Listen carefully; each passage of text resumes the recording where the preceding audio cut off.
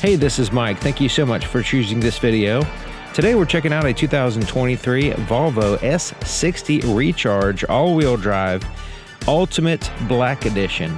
This vehicle is sitting on 235/40 Pirelli tires, wrapped around 19-inch alloy wheels with a gloss black finish. It also has a oversized, pretty good sized rotors here on the disc brake system. So it's a four-wheel disc brakes with ventilated rotors on all four wheels. The name of this color is Crystal White Metallic. And there's no sun today, it's just all clouds. But really it's just a regular white. I hadn't really seen any special thing about this color actually. Now it does look really good in contrast with the gloss black that the vehicle's kind of trimmed in. You can see the Volvo emblem there is all blacked out with gloss black. There's also a little camera here as well, and that's part of the 360 surround camera system. This bottom portion is the gloss black as well. You can see the parking sensors integrated in here as well. Here, and it does a good job of detecting things in the front and around the vehicle, because there's one here on the side as well. Here on the sides. So as it detects things using the parking sensors front or rear on the side, it'll pop up the camera, the 360 camera system. You can keep an eye on what's around the vehicle. There's also headlight washers right here. They kind of pop out and spray and, you know, try to clean the headlights. Now the headlights are a multi-reflector, and I have a full night video on this vehicle. You can check it out as a separate video showing the headlights going down the road and all that stuff. But it is a multi-reflector, auto-leveling, active bending, really impressive headlight system actually for the most part. There's a few things that could be improved, of course. And it has the Thor's hammer daytime running light, which is pretty cool. Looking at the profile, you can see more gloss black. Of course the wheels, but also the side mirror. The pillar here is gloss black. The rest of it, like the handles and stuff, is body colored. And you got to check out my night video. There's actually these lights that shine down on the ground when you unlock it. Really helps out a lot. There's a few things that's really well done. There's a few things that needs to be improved. Like I mentioned, there's cameras on the underside of each side mirror as well, and that's part of that 360 camera. There's one in the front, one on each side mirror, and then there's one in the back, and it kind of stitches those views together and gives you a top-down view, which is pretty nice. The fuel door is on the other side, but this is the charge port here on the driver's side, and this is just where you plug it in. And it has the ability to plug in to a 110 or a 220, but it's not super high amps. Like the maximum amps that the vehicle accepts is like 15 or 16, so it's an overnight affair charging this vehicle, and it's only 40 miles or so of range if you go all electric. But the best thing about the electric, in my mind, is the combination with the gas engine. It gives you that great acceleration horsepower and just a thrilling ride. This is what the key looks like, and it's a full proximity key system that you can use basically 100% without taking the key out of your pocket. It has a panic button on this side. A physical key is actually inside this fob. You just have to take the cover off, and then there is a lock and unlock and the ability to open up the trunk. Now when you release the trunk, it actually goes up all the way. It's just spring loaded though, so when you press and hold that, it pops up. It's not like a power trunk or anything, but it does go all the way up. So this is really handy when your hands are full and you need to put something in the trunk. You can quickly pop it open as you're coming to the vehicle and just throw it in there. So I really like that. Now it's not so great when it's raining or something, so there's some drawbacks there, like having it just release but not open up all the way helps out in the rain. But anyways, as long as you have this key with you, on all four doors have the sensors. You can lock the door by placing your finger on this little sensor indicated by this little dimple right here. The vehicle's on now, so it's not going to lock. But when you can put your hand, anything basically, as long as the key's on the outside of the vehicle, it'll lock. To unlock it, there's a sensor in here, so you put your hand behind the handle, it senses the key on the outside of the door, and then allows you access to the vehicle. Now on this door only, there is a physical key location here. Just pull back the handle and you can access it. So you notice there's a seal right here. See that rubber seal that goes across? This is the type of door that it doesn't go all the way to the bottom of the vehicle, but it does enclose, using the door when you shut it, enclose this whole threshold to try to keep it a little bit cleaner. It's a pretty wide threshold, so getting in and out of the vehicle could potentially, you know, like scrape your clothes or rub your clothes against there. So if it's cleaner, less chance of getting your clothes dirty, basically. So here's the inside of the passenger side door, and check out the speaker grill. It's like a metallic, looks like a laser cut type speaker grill, and it's the Bowers & Wilkins system, which sounds fantastic. And there's actually 2 speakers in there right now that's visible. It's pretty nice, and there's another one here at the bottom. Now this is all soft touch here. It's like an injection molded type stuff. This is kind of softish here, not super soft. Then you get into like a cloth type material and then a vinyl type material. That's all soft. This handle is enclosed, so you can utilize that as a pocket as well. And it has a little rubber mat that you can take out, clean, put it back in. And then you have the larger pocket here at the bottom. And then this is also a soft touch. It's like a soft injection molded type material over hard plastic. But it is a soft touch. Kind of helps to dampen noise, and just kind of feels a little bit better than if it's just our hard plastic, basically. Like this right here. That's a hard plastic. You can hear the difference there. So it has the Recharge sill plate there in the threshold. Does not light up or anything. And then here on the passenger side is a full power seat with power lumbar adjustments, but also a power thigh extension. So right here, you can move out this thigh extension, which is pretty cool. Volvo does a pretty good job with their seats, usually very comfortable. And then you can switch this up, and then now there's a 4-way lumbar adjustment. So now it's going to adjust the lumbar there. And then you can go up, down, tilt, everything here with the seat. So a lot of adjustments for the seats.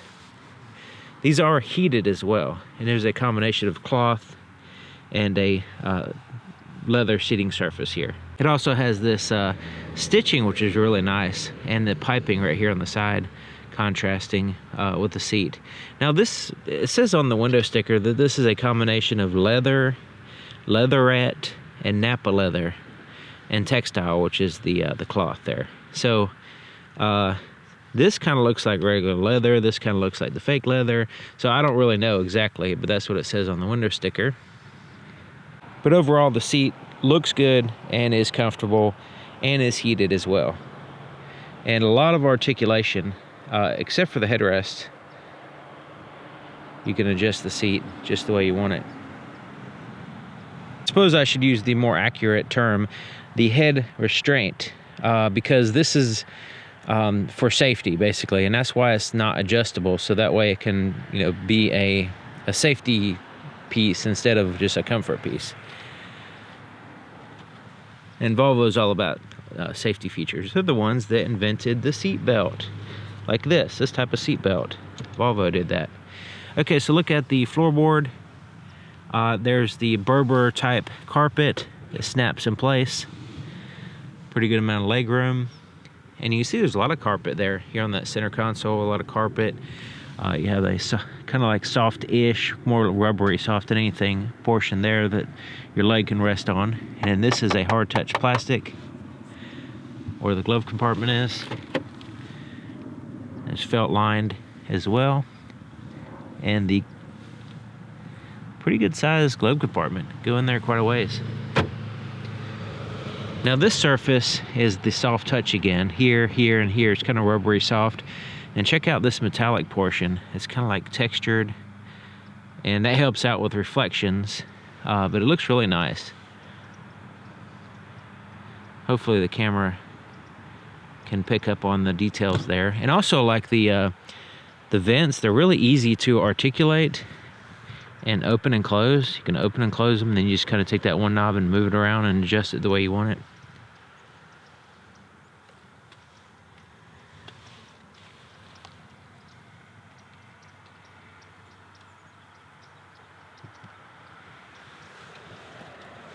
You can see the front door, just wide open space. Getting in and out, swing of the door is nice, the space, the headroom, everything. It's not really a problem. Here in the back though, the door is smaller, which is not a really big deal. I mean, it's pretty good size, but the swing of the door, the opening is bigger. Just the swing of the door kind of could be a little bit more. Seems to kind of get in the way a little bit sometimes. Okay, so the back door, similar type materials here, all soft touch like the front and the cloth, even the fancy speaker grill, looking pretty nice. There's a threshold area. The back seat is basically like a bench seat. It has the car seat attachments here, and they flip up.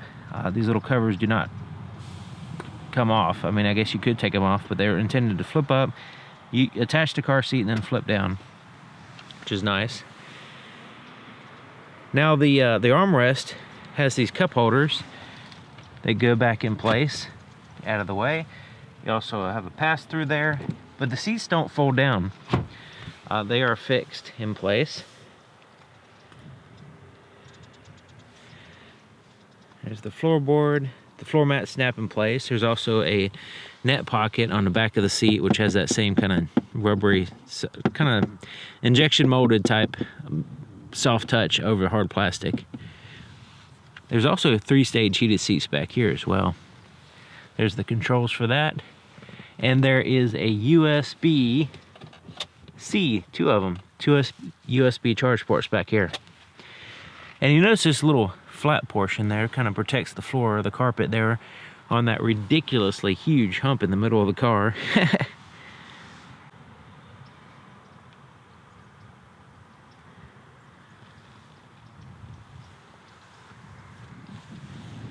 Taking a look at the back of the vehicle, it has a body colored shark fin antenna here at right here in the top.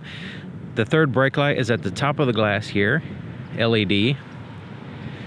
The tail lights are really impressive. Red tail lights, you got turn signals, you got a fog lamp, a rear fog lamp, which is pretty interesting for letting other cars see you when you're in dense fog or whatever. But yeah, check out my night video and see more about the lights. These are reflectors down here, not lights. Parking sensors integrated into the white portion. The exhaust is pretty well hidden. And the backup camera is tacked on, looking way over here under that V. So it's not in the center. And it's like just kind of tacked on there. So that could definitely be improved. That's just not good. Okay, so let's lift this up here. We can of course use the key like we showed you. Lift that up, and you can see the carpet under here. There's emergency release here as well. And it does have the handle right here to lower it. So here's the trunk area, mostly carpeted. No carpeting under here though. It does have a pour light right there. A little bit of a spoiler for the night video. It's not all that great, but there is a secondary light here as well. Kind of helps out a little bit, I guess. 12-volt power supply here on the right side. A little net pocket. It kind of partitions that little section there. And then a little plastic portion there as well. And now here's the charge cable. It actually comes with two options here. This piece that you can take off is the 110, just a regular 110. Plug it into a 15 amp outlet and you plug, and it takes forever to charge, a long time. Here's a 220. Now this is the one that's going to charge like 15, 16 amps, something like that, and does a good job of charging it overnight anyway. And then there's the handle there. Feels pretty solid and robust, pretty high quality type cable. So yeah, it's not like the super fast charging electric type systems like for electric car. It's kind of designed just for this type of vehicle, the hybrid type vehicle, plug-in hybrid type vehicle. Now this lifts up and there is a tire inflator kit, no spare tire, not even a place to put one. So you can keep that in mind. Now the fuel door is here on the passenger side, and it is locking. I'll show you where the button is when we get inside the vehicle. And it's a capless design. Don't have to worry about removing a cap or anything. Now it does remind you that it requires premium fuel for the vehicle. As long as you have the key inside the vehicle, all you have to do is hold the brake and turn this little knob. So some vehicles have a push button. This one has a little knob that you turn. And you turn that to start it or stop the engine.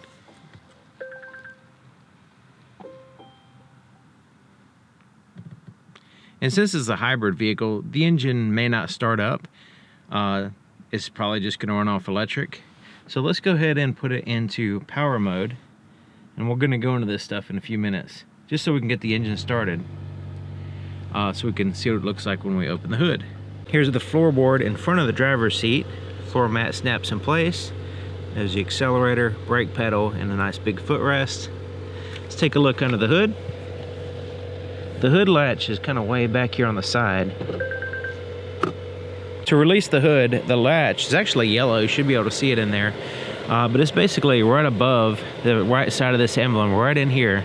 Just reach in and move it to the right, and it releases the hood. Now the hood actually has two latches, so as you move that to the right like so, it releases both of these here.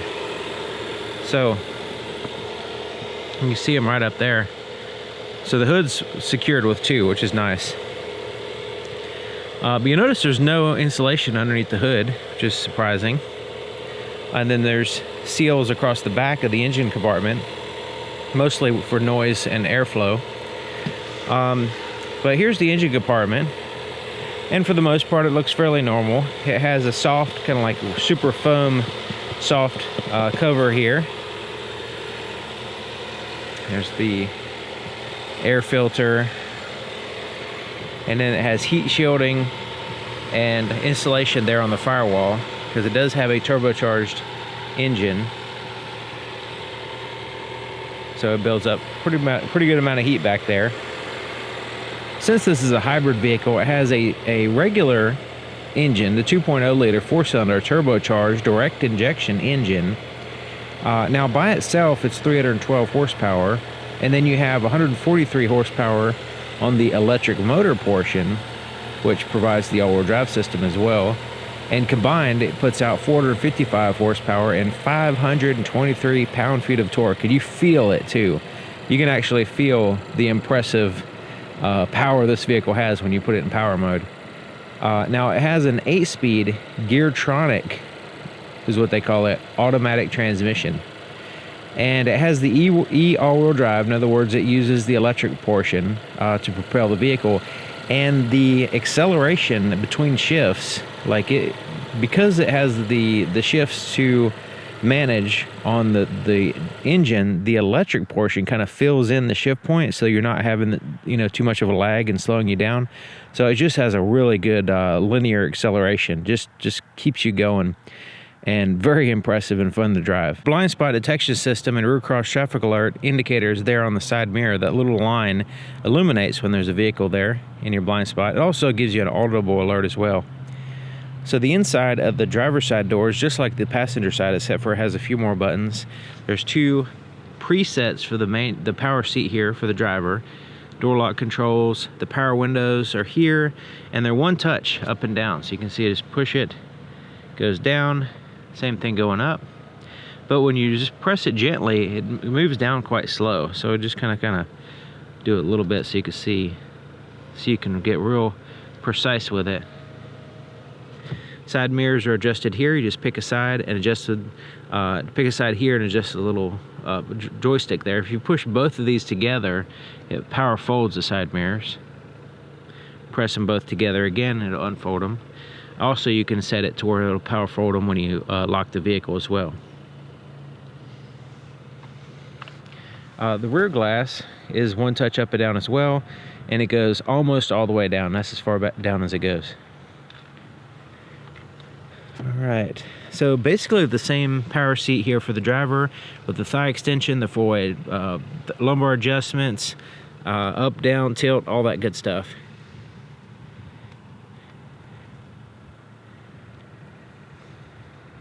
To the left of the steering column, this is where you actually release the fuel door here. This is how you release the trunk. There's also a tilt and a telescoping steering column that you lock in place here. I'm sitting in the driver's seat, and I'm 6 feet tall, I put the driver's seat all the way back and all the way down, and it's quite a bit too far back. So for me being 6 feet tall, you can be a little bit over 6 feet, no problem, and drive this vehicle. Now it does diminish the space in the back a lot, like almost completely. So you want to keep that in mind depending on your passengers in the back and how tall you are. Okay, so the steering wheel, really nice, thick, leather wrap steering wheel with the stitching there on the inside. Looks good, feels good. It's has a little tiny bit of give. It's not like a super hard steering wheel, but it's not the softest in the world, but it has consistent thickness all the way around except for these grips here. On the left side is the cruise control, so you turn it on with that button and it sets it at the same time. Resume and increase and decrease your speed. Now it does it in 5-mile-an-hour increments, but if you want to go 1-mile-an-hour increments, you have to press and hold until it goes up. Press and hold and it'll go 2, and press and hold and it'll go 3, that kind of thing. These buttons, they used to, in the previous generation, toggle on on and off your pilot assist, your lane keeping assist system, to where it actually follows the road. But this is actually operated now in the screen, so these buttons appear not to do anything the left and right. On the right side is the volume for the radio, change the tracks for the radio, and then you have these two buttons here, this one, and a voice recognition button. We'll get to these two buttons in a second. They correspond with the screen. The windshield wiper controls are here on the right side, and then the turn signals here on the left, but you also have the headlight switch. Now it has the ability to turn off all the exterior lights, parking, headlights, automatic, and then you can toggle. You go right there and it toggles the automatic high beams. Now this button right here is for traditionally for the front fog lights. This one doesn't have it, but it keeps the button there anyway. And then this button is for the rear fog lights, which it does have. Okay, so looking at the screen here, you can notice it has the navigation in the middle. It has the digital speedometer and the regular speedometer there on the left, and it shows what the last speed limit sign is here displayed, and it'll actually kind of flash if you're going over the speed limit. But it is handy to have that the last speed limit sign that you pass, because sometimes you just forget and you don't really know what the speed limit is. Here on the right side, this changes depending on what setting you have. It could be a tachometer, or in this case it is showing the level of how much power you're using or recharging the vehicle, because when you hit the brake, it is a blended braking system between the regenerative braking and the actual brakes themselves. So it has the ability to use that forward momentum as you slow down to recharge the system slightly. And it shows what gear you're in here, the status of the seat belts, also your range here. So there's a range for the fuel, and then there's a range for the battery separate. And then of course you combine them together, depending on your needs and depending on what drive mode you're in. Like if you're in power mode, it's going to diminish it quite a bit, your fuel economy, but you're going to have more power and all that stuff, and it's going to hold on to your battery power for the most part. Okay, so the center part has a navigation map, and let's go ahead and reintroduce these buttons. So you have the center button, and then this page, what I call it looks like pages, but when you push that pages button, all it does is just take away what's in the center of the screen here, which is just the navigation map. The center button, when you press that, it pops up this little pop-up, and it is the trip computer, and it gives you the manual trip, which is on the left, and the automatic one, which is basically when you start the vehicle and for the day or whatever, it kind of like resets it automatically. So yeah, I've driven the vehicle 325 miles. I've gotten an average of 40.4 miles per gallon, and I've driven it gives the time and the average speed there at the very bottom, so we can reset that. Now I've kept it mostly on power mode. I like to drive in power mode because it has all that power, so that's why the fuel economy is what it is. It's probably be a little bit higher if I didn't do that. And of course we can reset it there if we want, using the left and right arrows here on the right side. Here, these are the arrows you use to reset, or you can close it. And that's it. There's not a lot of, there's a full digital screen, but it keeps it kind of simple, I would say. Now let's go ahead and, while we're looking at the screen, let's go ahead and change it to power mode. And I'll show you this in a second. So we can see this turn into a tachometer. So you can see what it looks like there.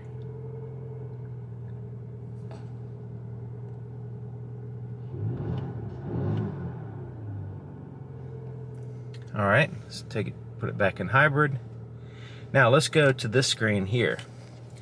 There's nothing right in there. So this screen, check out that speaker in the top center. This is a great sound system, by the way.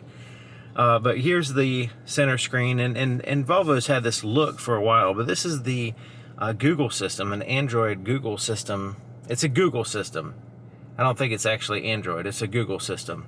And so they, recently started transitioning to this system, and it's a little bit different. It retains this center button where you go back to this kind of split screen right here with the different options. And it has the Google Maps with the ability to have the satellite view, which is pretty cool. And then your Bluetooth, of course. And then Apple CarPlay, which you can have, or Android Auto, of course. And so you can also have and this is the assistant right here. But let's go ahead and go into all the different things here. So the car status, which this would be the tire pressure and the oil life here. All right, and then maps, we saw that. Bluetooth media player, basically have to connect the system. So you notice it says radio here. So you got the Bluetooth player, and then you have radio, right? It's not talking about an audio source. It's talking about radio. And when you hit that, this is exclusively FM radio. There's no AM option. So, and the first time I ran into this was in the Excellence, the XC90 Excellence. And what I was told, it was a T8. And what I was told was that the AM system uses a lot of electricity. And if you just leave it on, accidentally leave it on AM, it can drain the battery. So that's why they chose to just go with FM. So if you don't listen to AM radio a lot, then this vehicle, that might be a deal breaker, actually. All right, so let's go back here. And then here's the satellite radio.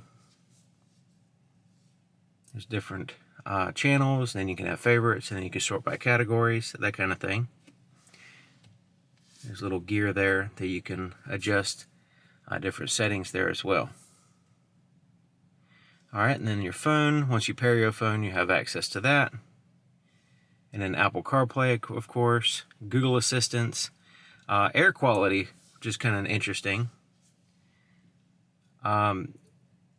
So the air quality in your area, and it's going to use, like it popped up, asked if it wanted to know your location, so you can, it basically just goes by a, like whatever it's like the weather report, that kind of thing. All right, and then owner's manual, and then the Play Store, which you can add different things here. Let's look at the owner's manual, because this is really good, because you can search it. You can go in for the interior, exterior, and look up different symbols and everything. It's really good to have a searchable owner's manual, especially right here on the screen. Really handy.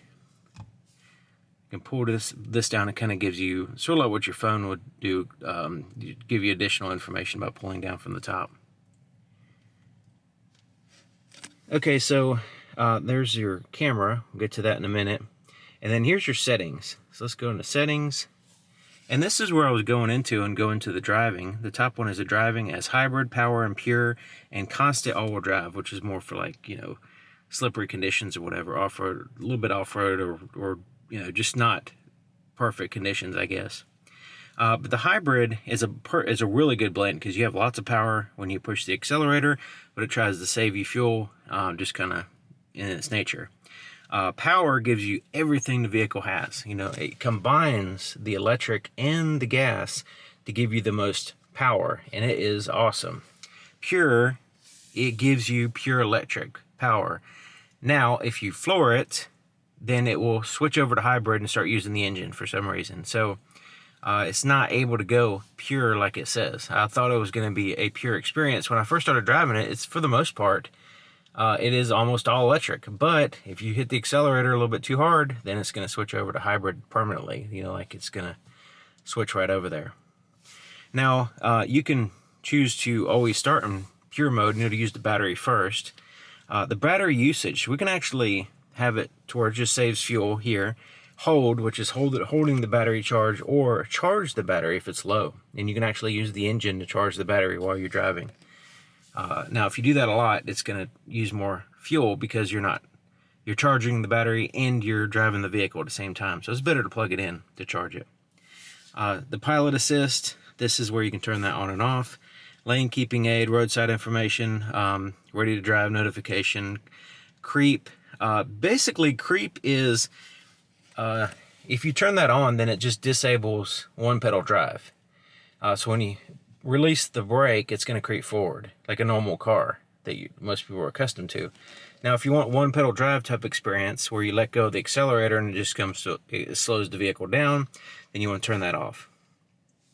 And you can turn the steering wheel feel to firm, or you can just do it regular. I have it on firm now.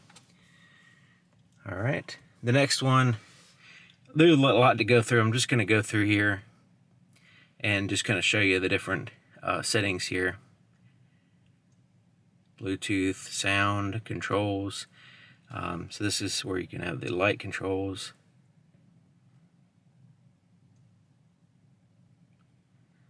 Applications, profiles, Google.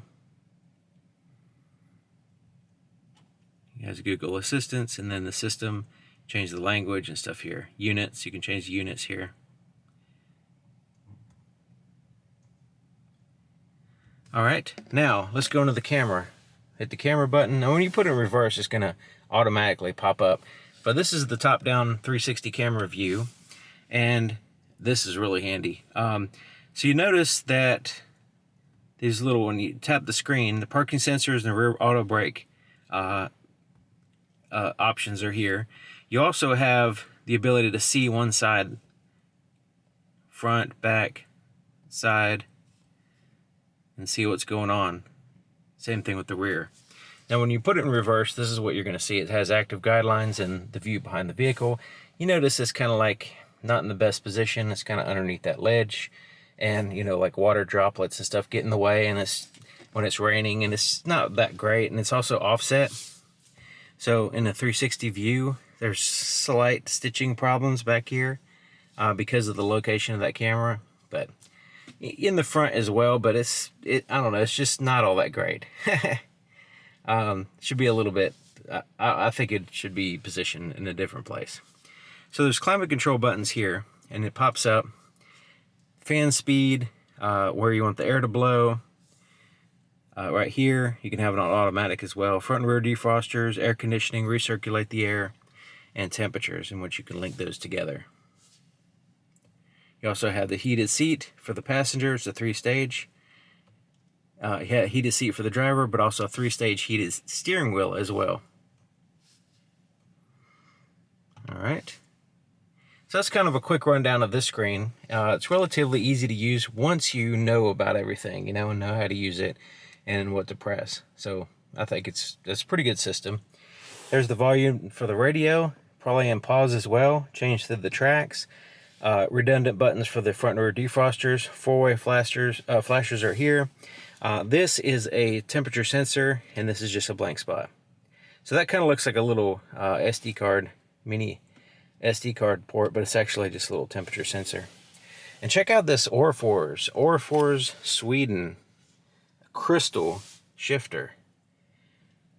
And first time I saw this was in the Excellence, the T8 Excellence. The XC90 had one. I was really impressed. But yeah, it's in the higher end models of each vehicle. So even here in the S60 has the crystal shifter. It looks really nice, and it's lit up at night too as well. So just pull it back to go and drive, push it forward to go in reverse. You see that? You can hear the parking sensors back there. It gives you like this little visual reference too here on the camera. So it's getting close to something. So it's giving me that little yellow line. Let's back up a little bit. You notice it kind of follows that, but there we go. You see there's the red line right there. So I'm gonna move forward. So yeah, that camera is pretty handy, and the parking sensors are great. All right, and then so like if you want to go to neutral, so you go into drive here, and then you just gently move it forward, and it'll go in the neutral, and you'll know what gear you're in because it'll show right here. Now when you're in drive and you need some engine braking, you pull it down. So now you can bump it to the left and right and change to the gears. Now this is for mostly like if you're going down a hill and you need some engine braking, you need to slow the vehicle down.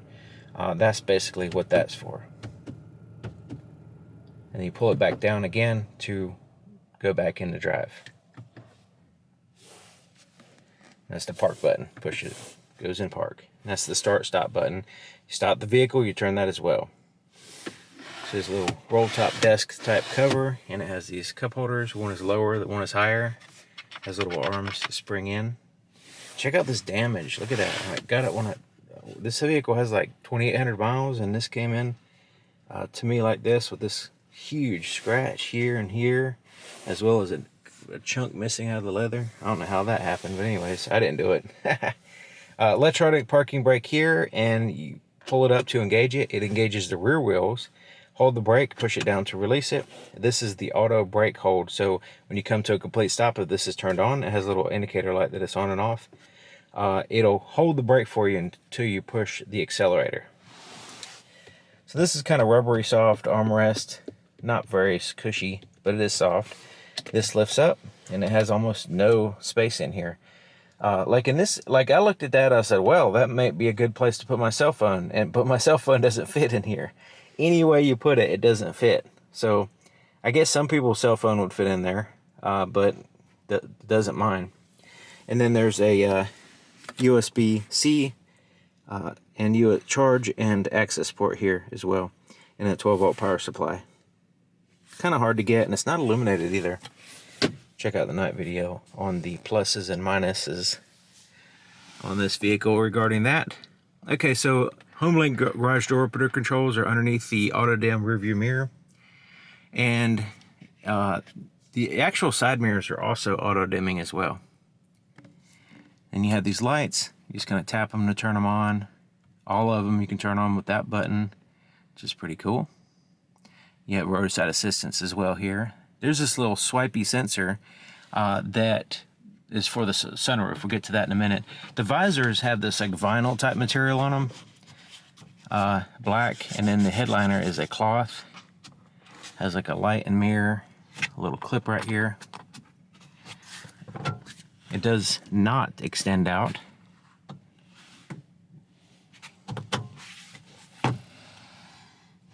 Okay, so the sunroof, pretty good size sunroof here. It has a shade that covers and blocks most of the light, but not all of the light. So we can just kind of swipe this back like so. Opens up the shade. And there's a fixed portion back here. And then there is this is the part that moves. So let's go ahead and swipe it back again.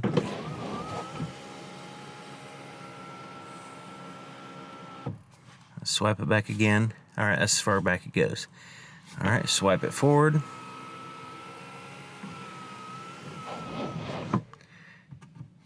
And swipe it forward again to move the shade. But let's go ahead and stop that, move that back. Now let's just press here in the center. There we go. I have to press it up in the back. And then it opens up the vent a little bit.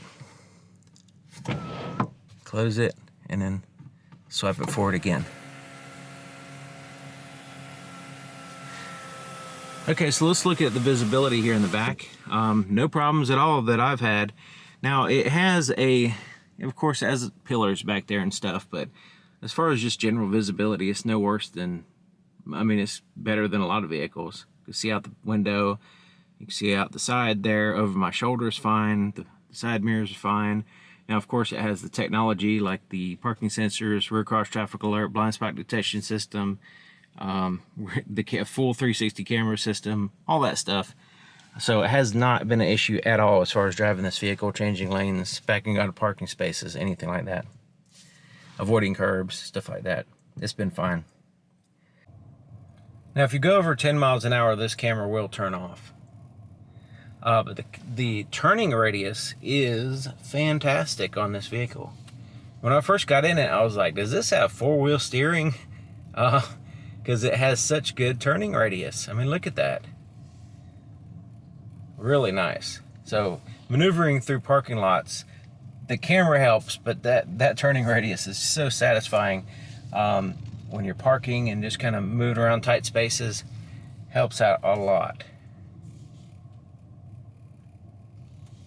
There's different ways you can drive this vehicle. So let's go into here to the settings, go to driving, and then you have hybrid, power, and pure. You also have constant all-wheel drive. But the main one is right here, hybrid, power, and pure. Pure would be pure electric. Power would be everything you got. Electric, the actual gas engine, and then hybrid would be like a very good blend, now you can choose to always start in pure drive mode. This will use the battery and just basically be electric until it runs out of electric, and then it turns on the engine. But you're only going to go about 40 miles or so with that. But the most fun thing, the most fun is the power. Now, power gives you additional power through the electric and the gas engine, and it just really feels exhilarating driving, but it takes away significantly from your fuel economy. Hybrid is probably the best all-arounder because you have that power when you actually push the accelerator. It's going to give you a really good amount of power, but it's going to try to save you some gas as well. Now you have the battery usage here, automatic, hold, and charge. Now automatic, when you have it in power, it'll actually charge the battery, or you can select charge and have it in hybrid, that kind of thing. So that way you're not consuming the battery, you're charging the battery. Now you can also hold the battery charged. So you're not actually charging it. It's not using the gas engine and consuming more gas to charge it. You're just simply not using it and holding that level of charge that you have and for use later type of thing. And then automatic just kind of gives you a blend and tries to save you fuel economy while also depleting the battery occasionally too. So as soon as you put in power, engine immediately starts up, and you see the tachometer pops up here, and so it's ready to go, and it's going to use everything the vehicle has. But when you're sitting idling, it's going to have the engine running all the time. It's not going to really drive like a regular hybrid. It's going to drive like a vehicle that has a hybrid enhanced experience. So the hybrid, typically when you say hybrid, you're thinking, fuel economy, that kind of thing. This vehicle has the ability to do that with the hybrid system. And the pure, which is, basically just the electric. It's not as fast as like electric car or anything, but it does stay in electric mode, even when you floor it, which is pretty cool. But the power just kind of like, it's not a hybrid anymore. It just turns it into another experience, which is kind of like it's like having this supercharger type electric system that gives you just a great amount of power. So we'll go ahead and start off in the hybrid. That's kind of like the normal default when you get in the vehicle. It's going to just kind of default to that. You have to change into power or pure unless you have this pure turned on all the time. So yeah, we'll just put it in hybrid, and we're going to go, leave the battery usage to automatic, and go ahead and go. Now I really like the maps here where it shows the Google Maps, which is pretty neat. It really is impressive. I don't know, like it can be useful, but it's usually not as useful as you would think.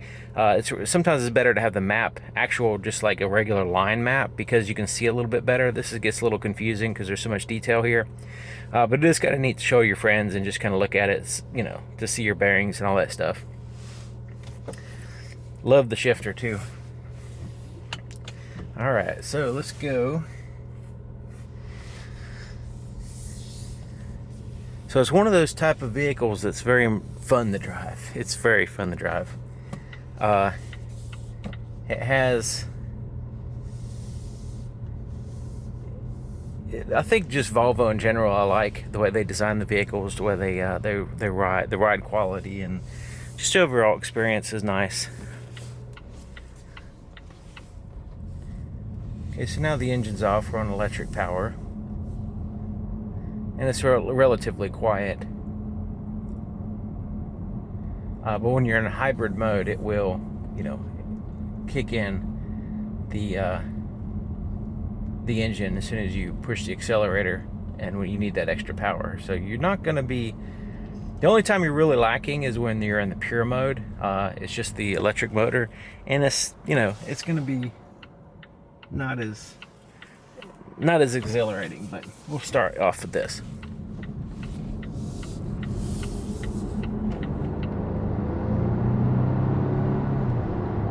Okay, so start off with electric. It was feeling a little bit sluggish, and then as soon as that engine started up, you can feel it, just instant additional acceleration there. So that helps out a lot.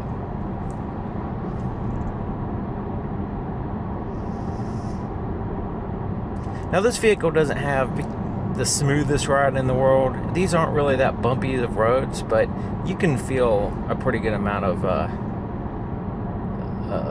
road. It's not like it's going to be a buttery smooth ride. Which is the vehicle this small and this low to the ground, unless you had some kind of really special suspension system, like an air ride suspension or something like that, it's basically going to be the same in anything this size.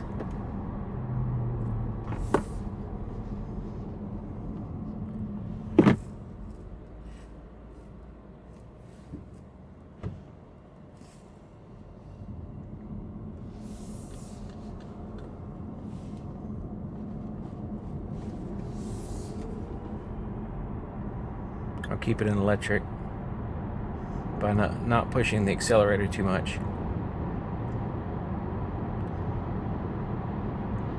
But if we need that additional power, all we'd have to do is just push that accelerator, and you can hear the engine just kick into place, kick in, and just gives you that acceleration.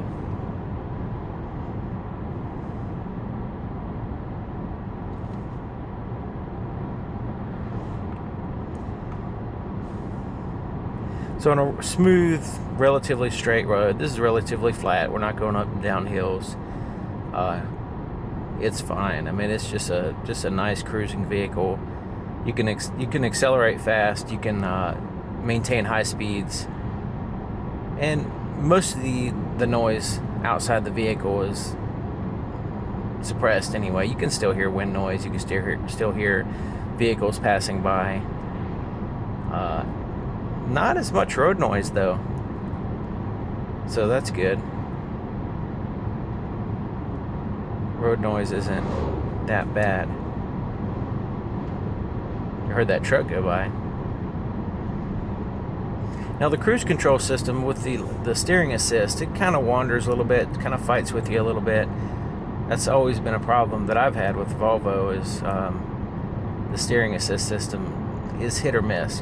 This one seems a little bit better than others, but it depends on a lot of factors. Now, even if it has clearly marked roads, then it sometimes just doesn't see the lines for some reason, like obvious lines there, and then it just doesn't pick up on it. And it does seem to have a grip sensor in the steering wheel, so you don't really have to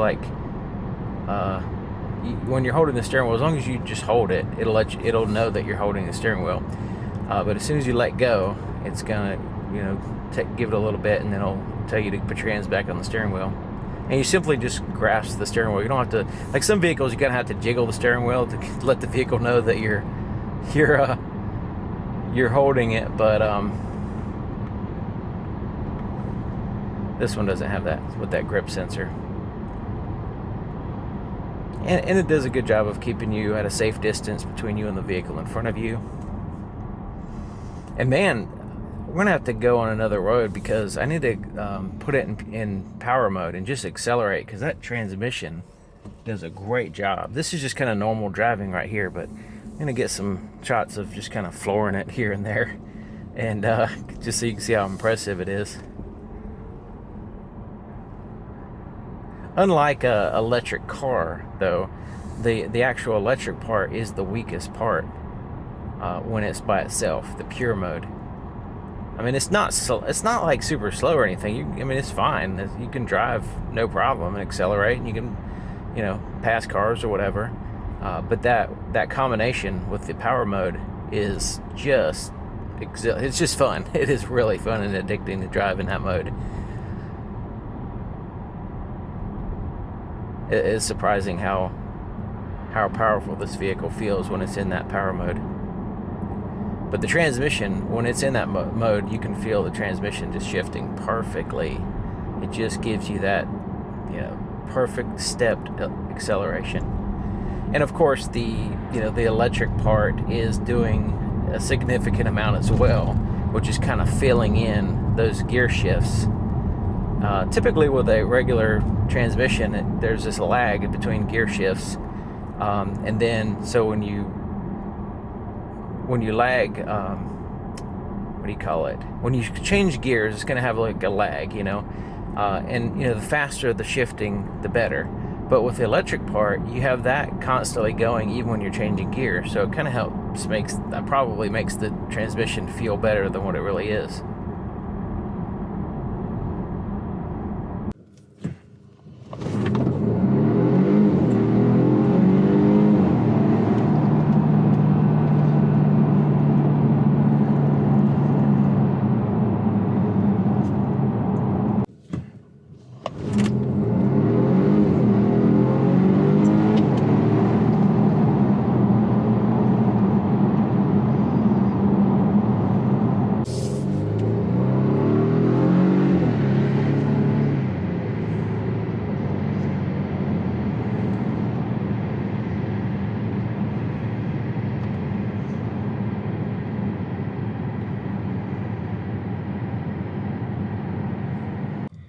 I have it in pure mode, and that's just going to floor it and see what happens.